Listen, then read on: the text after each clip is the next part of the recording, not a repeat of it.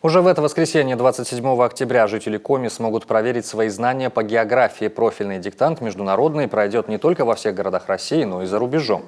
В нашей республике в этот день будут открыты более полусотни площадок, 7 из них в столице Коми. Ключевые – Сыктывкарский университет имени Петерима Сорокина и Государственная академия госслужбы. В муниципалитетах это в основном школы и библиотеки. Массовая проверка знаний по географии станет 5-й по счету. Диктант, он является срезом уровня образования. И в этом плане, конечно, существуют серьезные отличия. Наиболее успешно пишет у нас диктант, естественно, старшее поколение, это возраст 65+, что обусловлено, во-первых, уровнем образования.